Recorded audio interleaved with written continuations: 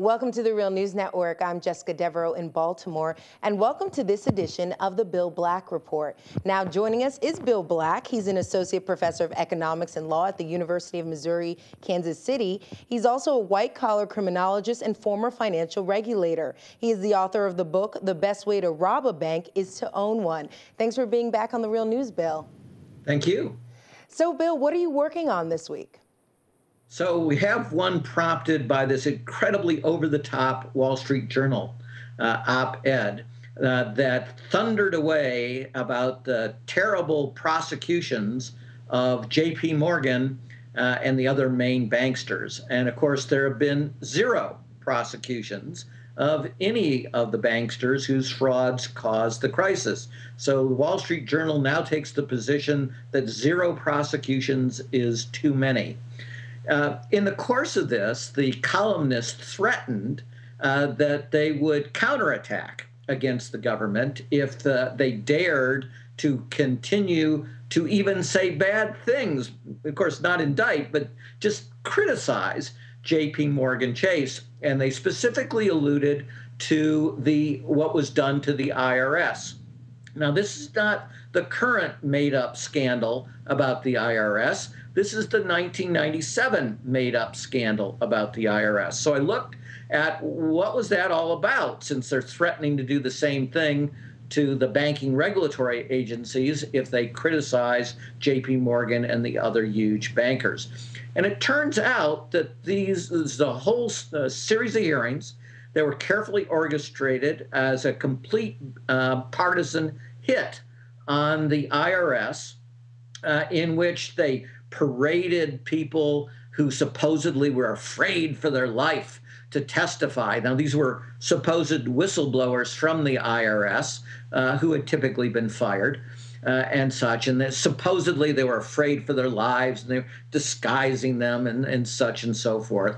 And it was immensely successful as political theater, except that when they actually looked after the facts, the GAO, the actual investigators, they found in every single case that they couldn't substantiate a single one of these charges. So it was completely made up, alleged that the IRS was, this demonic group, and actually literally demonized it.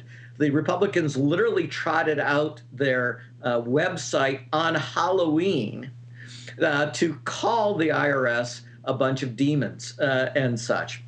Well, that's crazy enough in itself, right? But this was in the peak of the Clinton-Gore administration, and their big thing was reinventing government. And one of the mantras of reinventing government is the government workers are not the problem, they're the solution, they're the good people.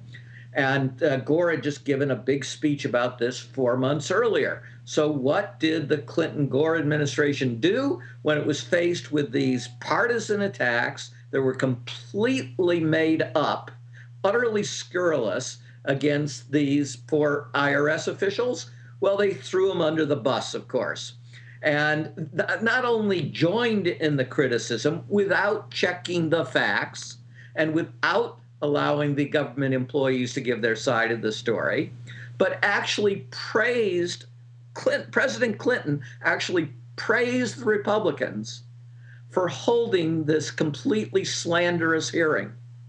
And then the Clinton administration, under the rubric of reinventing government, created a reform package which had 200 points in it, created by who?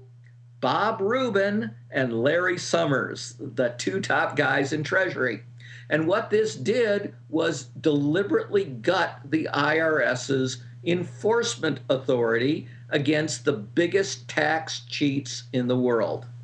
And the statistics from all of this are horrific, that it became the absolute norm that if people even refuse to file a tax return, wealthy people refuse to file a tax return year after year after year, the most typical response from the IRS was nothing.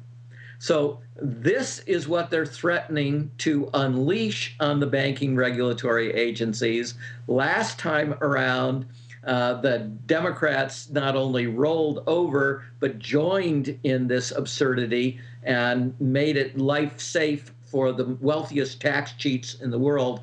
And now the question is, what is the Obama administration going to do in response to this latest threat by the Republicans to kneecap the regulators? Certainly follow what the Obama administration intends to do and track this story. Thanks so much for joining us, Bill. Thank you very much. And thank you for joining us on the Real News Network.